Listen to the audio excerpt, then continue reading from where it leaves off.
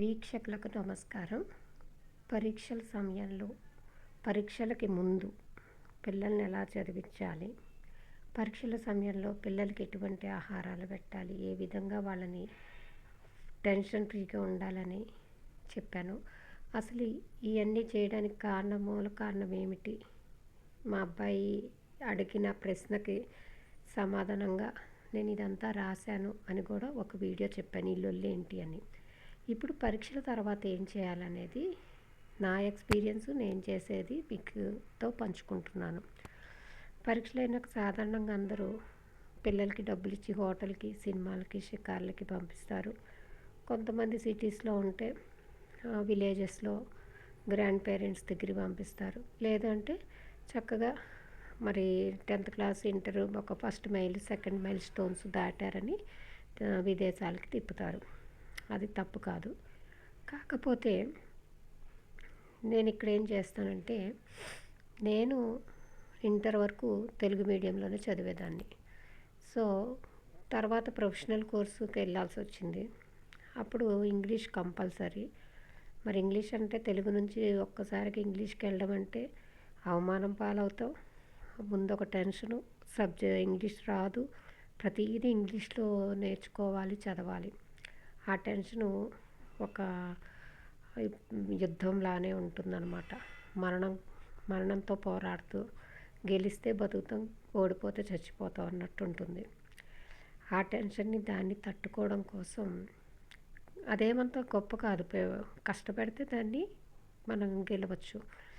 నేను ఫస్ట్ నుంచి దాన్ని గెలవడం కోసం, నాకు ఇంగ్లీష్ రాదు కాబట్టి ఇంగ్లీష్ అనేది ఒక సబ్జెక్ట్ ప్రకారం వచ్చు.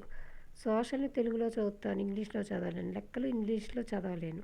సో వాటిని ట్రాన్స్లేట్ చేయడమే కదా అని ఆలోచించి రామాయణం తెలుగులో చదివాను కాబట్టి ఆ రామాయణాన్ని నా అంతటికి నేనే ఇంగ్లీష్లో ట్రాన్స్లేట్ చేసుకోవడం మొదలుపెట్టాను. Long ago there was a king, he has 3 wives, they have no children, so they perform yajna, then the fire god came out and gave some పాయసాన్ని ఇంగ్లీష్లో ఏమంటారు. మనకి ఇంగ్లీష్ రాదు కాబట్టి, తెలియదు కాబట్టి మా పెద్దల్ని, తండ్రిని, అన్నని అందరినీ అడిగితే వాళ్ళు డిక్షనరీలోకి వెళ్ళి అన్నీ వెతికి దాన్ని పోరిడ్జ్ అని చెప్పారు. సో వొకాబులరీ అనేది మనకు వస్తే, గ్రామర్ ఆల్రెడీ మనం ఇంగ్లీష్ టెక్స్ట్ బుక్లో నేర్చుకుంటాం కాబట్టి వొకాబులరీ అయ్యి వస్తే మనం కొద్దిగా ట్రై చేస్తే ఇది చేయొచ్చు. ఆ విధంగా నేను ఇంగ్లీష్లో రామాయణాన్ని ట్రాన్స్లేట్ చేసుకుంటూ, తెలియని పదాలని డిక్షనరీలో పెద్దల ద్వారా తెలుసుకుంటూ కొద్ది లెవెల్ ఒక 10%, 20% కాన్ఫిడెన్స్ ఇంక్రీజ్ చేసుకున్నాం. తర్వాత ఏ selected works of Swami Vivekananda అని ఒక బుక్ ఉండేది. స్వామి వివేకానంద చెప్పిన టాపిక్స్లో ఉపన్యాసాలు అవి ఉంటాయి కదా, వాటిలోంచి కొన్ని సెలెక్టెడ్ ఐటమ్స్ ఉండేది ఆ బుక్. అది మా బ్రదర్ దగ్గర నుంచి తీసుకుని నేను చక్కగా చదువుతూ ఉండేదాన్ని. దాంట్లో ఫస్టే మనకి వివేకానందుడు చెప్తారు, కప్ప స్టోరీ చెప్తారు. అలా అవన్నీ చదువుతాం వల్ల ఇప్పుడు ఏంటంటే ఇంగ్లీష్ చదవడం అనేది ఒకటి కాన్ఫిడెంట్ వస్తుంది, చదవగలగాలి. 2 అట్ ఎ టైం ఆ చదివిన దాన్ని మనం తెలుగులో ట్రాన్స్లేట్ చేసుకుని ఆ స్పాట్లోనే మనం అర్థం చేసుకోగలగాలి. అలా ట్రయల్ చేస్తూ ఉండేదాన్ని. సో దానివల్ల నాకేంటంటే ఇంగ్లీష్ అంటే ఉన్న టెన్షను 50-60% కంప్లీట్ అయిపోయింది.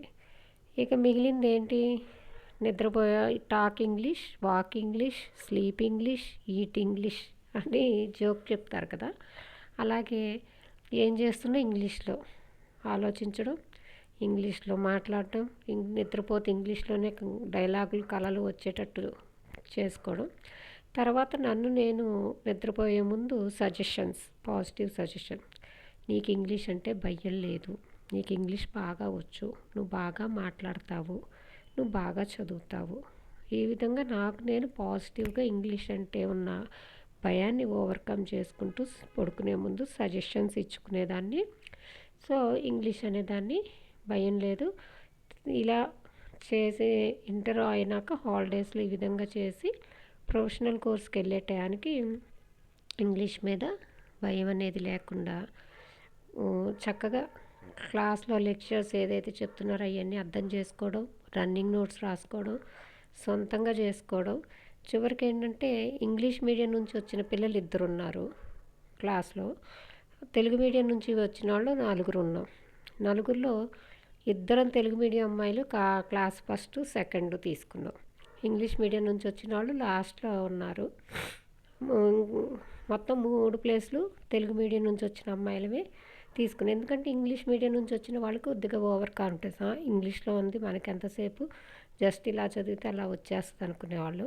మాకు ఇంగ్లీష్ రాదు, మనం తెలుగు మీడియం, జాగ్రత్తగా అన్ని పాయింట్స్ చదువుకోవాలి, టెక్స్ట్ బుక్ నోట్స్లు రాసుకోవాలని కాన్సన్ట్రేట్ చేసి జాగ్రత్తగా చదివి మరి మేము మంచిగా సబ్జెక్ట్ మీద గ్రిప్ తెచ్చుకునేవాళ్ళం, మార్కులు తెచ్చుకున్నాము. ఇది ఒక రకంగా తెలుగు మీడియం నుంచి ఇంగ్లీష్ మీడియంలోకి వెళ్ళిన నాది లైఫ్. ఇకపోతే మా పిల్లల దగ్గరికి వచ్చేటప్పటికి వయసు వరుస. మేము ఎలాగో ఫస్ట్ నుంచి తెలుగు మీడియమే, అవకాశాలు లేదు కాబట్టి మా పిల్లలకి ఈ కష్టాలు వద్దు అని ఇంగ్లీష్ మీడియంలో జాయిన్ చేసాం. చేసినది ఏంటంటే English first number 1 language, second language Hindi, third language Telugu. So తెలుగులో అక్షరమాలలు అవి వస్తున్నాయి, 2-3 పదాలు వస్తాయి. చదవమంటే మాత్రం కూనీ చేసి పెడతారు. వాళ్ళకి తెలుగు కూనీ చేసి తెలుగు చదువుతారు. మాటలు మాత్రం బాగానే వస్తాయి, మామూలుగానే ఉంటాయి. సో 10th ఇంటర్ ఉన్నప్పుడు వాళ్ళతో ఖాళీగా సినిమాలు షికార్లు వాటిలు కాకుండా నేను మనకి 10th క్లాస్లో 1 మంత్ దొరుకుతుంది టైము. ఇంటర్లో అయినాక 3 మంత్స్ వరకు ఉంటుంది. అడ్మిషన్స్ అయ్యే వరకు ఎంట్రన్స్ అయిపోయి అడ్మిషన్స్ అయ్యే వరకు 2 to 3 మంత్స్ టైం దొరుకుతుంది. ఆ టైంలో సింపుల్గా తెలుగు భగవద్గీత చదివించేదాన్ని. ఎందుకు తెలుగు భగవద్గీత అంటే, ఒకటి వాళ్ళకి తెలుగు రాదు కాబట్టి కమాండ్ రావాలి. 2 భగవద్గీత ఎందుకు అంటే, భగవద్గీతను మించిన లైఫ్ కోచ్ అనేవాళ్ళు ఇంకోళ్ళు ఎవరు లేరు. భక్తి అది పక్కన పెడితే దాంట్లో ఉన్న జ్ఞానము, నాలెడ్జ్ అది చాలా పవర్ఫుల్. పిల్లలు చాలా పేపర్లో చాలా ఎగ్జామ్స్ అప్పుడు చూస్తూనే ఉంటాం. 91 రావాల్సిన పిల్లాడికి 19 వచ్చినాయి. వాడు తొందరపడి ఏడ్చి గోలు పెట్టి సూసైడ్ చేసుకున్న తర్వాత పేపర్లు రీవాల్యుయేషన్ అన్నీ పెట్టి చూస్తే వాడికి మార్కులు తప్పు పడ్డాయి, 91 వచ్చినాయి అంటారు. ఇలాంటివి ప్రతి సంవత్సరం 1, 6, 2 అది ప్రింట్ చేయడం మూలంగా, వాల్యుయేషన్లో తప్పుల మూలంగా టాప్ మోడల్ చిల్డ్రన్స్ పాస్ అయ్యి కూడా ఫెయిల్ అయిపోతూ ఉంటారు. ఎందుకు ఇది? ఎందుకంటే వాళ్ళకి ధైర్యం లేదు, వాళ్ళకి లైఫ్ని ఫేస్ చేసే ఇది తెలియటం లేదు. అందుకని నేను భగవద్గీతని చదివిస్తాను. ఎందుకంటే అసలు లైఫ్లో ప్రాబ్లమ్స్ ఎలా వస్తాయి, వాటిని ఎలా ఫేస్ చేయాలి. భగవద్గీతని చదివిస్తే ఒకటి తెలుగు వస్తుంది, 2 వాళ్ళకి ధైర్యం వస్తుంది. ఏమవుతుంది, ఈరోజు ఫెయిల్ అయ్యాం, ఏమవుతుంది, రేపు చదివి పాస్ అవుతాము, దానికోసం ప్రాణాలు తీసుకోవాల్సిన అవసరం లేదనే ధైర్యం వాళ్ళకు వస్తుంది. లేదు, నేను కరెక్ట్గా రాశాను, ఎక్కడో తప్పు జరిగింది, ఫైట్ చేయాలి, నా మార్కుల కోసం నేను ఫైట్ చేస్తాననే ధైర్యం వాళ్ళకి వస్తుందన్నమాట. వాటి లాంగ్వేజ్ వస్తుంది, మాతృభాష వస్తుంది, ఇంప్రూవ్ అవుతుంది. అటు భగవద్గీత చదవడం వల్ల ధైర్యము, జ్ఞానము అన్నీ కూడా వస్తాయి. ఇది ఒక్కటే కాదు, ఇంట్లో ఆడపిల్లైనా మగపిల్లైనా ఇద్దరిని సమానంగా చూడాలి. అంట్లు తోమడం, బట్టలు మిషన్లో వేయడం, ఆరేయడం, ఉతికిన తర్వాత ఆరేయడం, చెట్లకి నీళ్లు పోయడం, చిన్న చిన్న వంటలు టిఫిన్స్ చేసుకోవడం, అంటే నూడిల్స్ లాంటివి కాకుండా ఇడ్లీ, దోశ పిండి రుబ్బుకోవడం, దోశలు ఇడ్లీలు వేయడం, కూరలు ఒక పాలకూర అంటే బీరకాయ, సొరకాయ, ములక్కాయ అన్నీ పాలు పోసే కూరలు ఒకే రకంగా ఉంటాయి.